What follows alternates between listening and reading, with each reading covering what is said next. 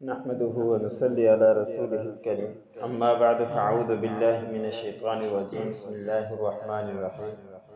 قالوا يا أيها العزيز إن له أبا شيخا كبيرا فخذ أحدنا مكانه إنا نراك من المحسنين قال معاذ الله أن نأخذ إلا من وجدنا متاعنا عنده إنا إذا لظالمون فلما استيئسوا منه خلصوا نجيا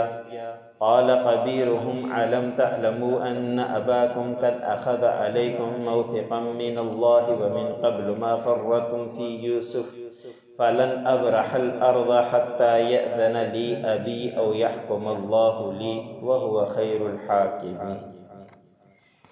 سورۃ یوسف کا درس چل رہا ہے۔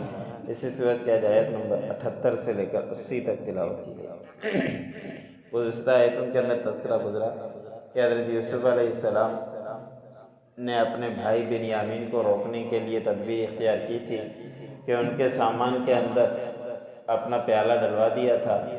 کہ جب وہ قافلہ جانے لگ گیا تو ایک پکارنے والے نے پکارا کہ تم چور ہو، تو یوسف علیہ السلام کے بھائیوں نے کہا کہ ہم چور نہیں ہیں، آپ لوگوں کے سامنے ہیں ہمارے اخلاق کے، ہم تو اچھے لوگ ہیں، ہم نے کوئی اس طرح کا کام نہیں کیا اور نہ ہی ہم زمین میں فساد مچانے آئے ہیں، نہ ہی ہم چوری کرنے آئے ہیں۔ پھر ان لوگوں نے کہا کہ یوسف علیہ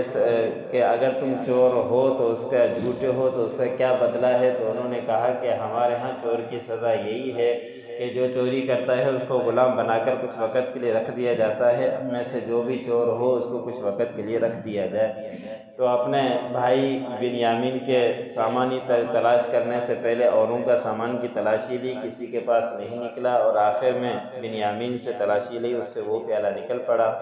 تو اس وقت انہوں نے کہا یوسف علیہ السلام کے بھائیوں نے کہ اس نے اگر چوری کی ہے تو اس سے پہلے اس کا بھائی تھا یوسف، اس نے بھی چوری کی تھی۔ تو یوسف علیہ السلام نے اس بات کو چھپا دیا، ان کے سامنے ظاہر نہیں کیا، اور دل میں کہا کہ تم ہی اپنی جگہ برے ہو۔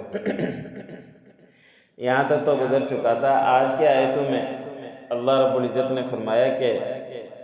ان یوسف علیہ السلام کے بھائیوں نے عزیز مصر سے کہا، اس وقت کے وزیر اعظم تھے،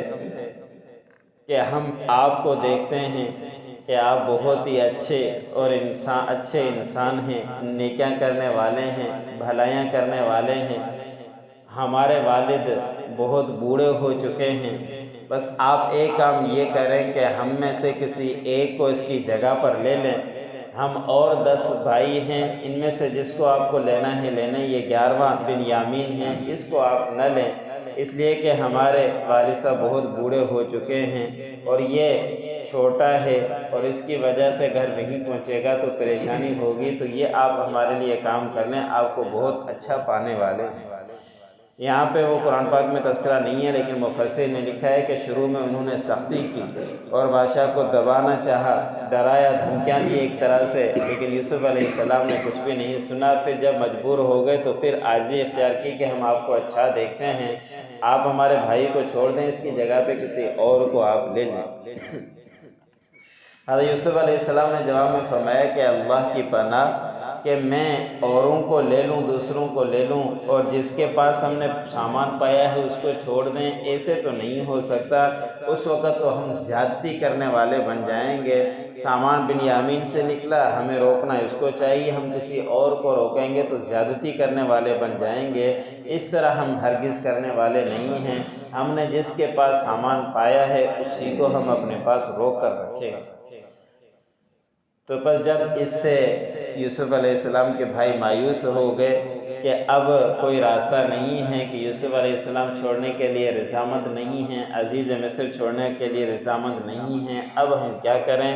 الگ ہوئے حضرت یوسف علیہ السلام کے مجلس سے، پھر آپس میں سرگوشی کرنے لگ گئے۔ ان میں سے ایک بڑے نے کہا، جس کا نام مفسرین نے یہودا لکھا ہے، بعد نے لکھا ہے کہ یہ بڑا تھا لیکن سمجھدار دوسرا تھا، عقل مند ہوشیار تھا، اس نے کہا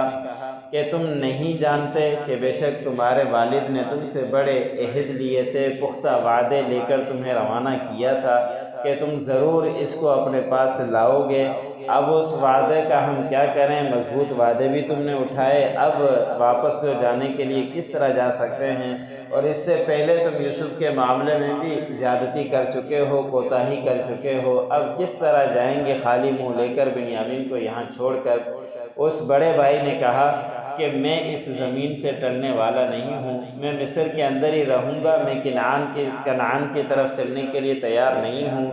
یہاں تک کہ تم جاؤ بھلے اور میرا ابو مجھے آنے کی اجازت دے دے، یا یہ کہ اللہ رب العزت کی طرف سے کوئی انتظام ہو جائے، یا اللہ رب العزت کی طرف سے کوئی حکم آ جائے۔ ایک انتظام یہ ہے کہ اللہ رب العزت غیبانہ مدد سے یوسف علیہ السلام کو چھڑوا دے یا بنیامین کو چھڑوا دیں، یا یہ کہ میرے لیے فیصلہ ہو جائے میں یہیں اپنی جان دے دوں، میں اپنے والد کا چہرہ نہیں دیکھ سکوں گا، منہ نہیں دیکھا پاؤں گا اپنا، میں تو وہاں چلنے کے لیے تیار نہیں ہوں، میں اللہ رب العزت کے فیصلے کا انتظار کرتا ہوں، وہی بہترین فیصلہ کرنے والا ہے۔ اس کے بعد اس بڑے بھائی نے ایک تدبیر بھی بتلائی کہ تم جاؤ اپنے ابو سے تذکرہ کر لو، تو اس کا تذکرہ کر لو۔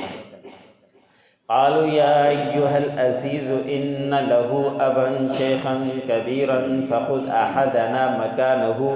ان لوگوں نے کہا کہ اے عزیز مصر، بے شک اس کے والد یعنی بنیامین کے والد بہت بوڑھے ہو چکے ہیں، بس ہم میں سے اس کی جگہ پر کسی ایک کو لے لیجئے۔ انا نراک من المحسنین، بے شک ہم آپ کو نیکی کرنے والا، اچھائی کرنے والا دیکھ رہے ہیں۔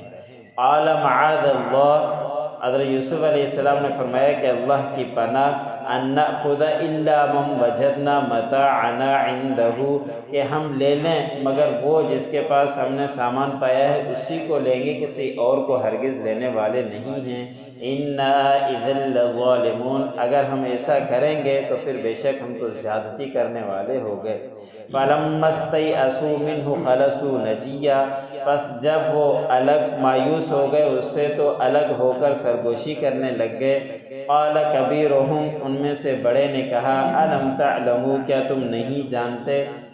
ان اباکم قد اخذ علیکم موثقا من اللہ، کہ بے شک تمہارے ابا جان نے تم سے لیے تھے اللہ کے عہد مضبوطی سے، ومن قبل ما فرطتم فی یوسف، اور اس سے پہلے تم یوسف کے معاملے میں بھی کوتاہی کر چکے ہو، فلن ابرح الارض،